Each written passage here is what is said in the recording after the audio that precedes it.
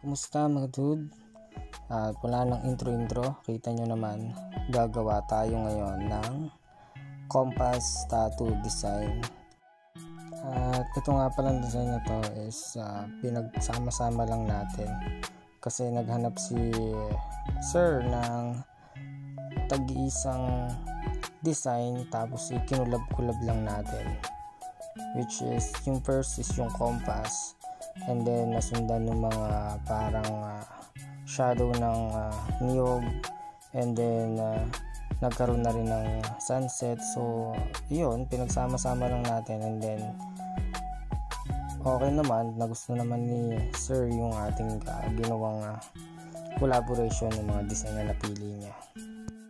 At dito nga ay medyo nahirapan talaga ako dun sa unang compass na nasa baba niya kasi napakahirap niya talaga gawa ng sobrang liliit ng detalye niya. So pero kinaya naman, yun nga lang, medyo nagtagal talaga kami dahil dun sa compass na yun. Anyway, ang ginamit ko nga palang mga needle dito is 3RL, 7RL, and then 5F para lang sa mga konting shading. Dito nga sa tattoo na to, inaabot kami ng total of 6 hours.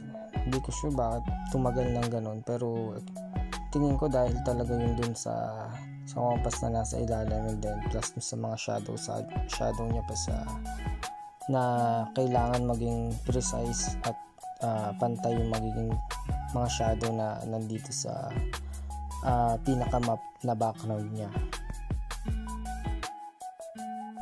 Sa mga gusto nga pala magpatato, pwede kayo mag-message sa Facebook ko, yung PJ Ancheta, or kaya mismo na sa page ko na PJ Tattoo. And then hihiling na rin sana ako ng konting pabor kung pwede pa subscribe sa YouTube channel natin para mas ganahan akong mag-upload ng mga content or videos na kagaya nito.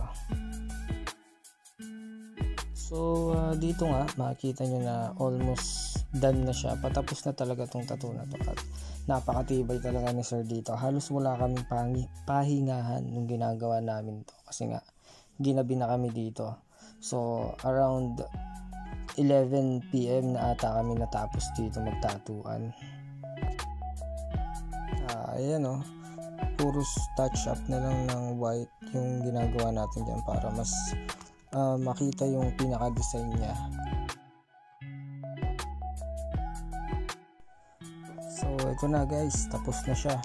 Medyo malabo lang yung naging kuha ng camera natin. Not sure kung ba't siya blurred, siguro may moist lang dun sa camera niya and hindi ko na siya pinansin. By the way, okay naman si client, masaya naman sa naging resulta. Then yun lang, peace out.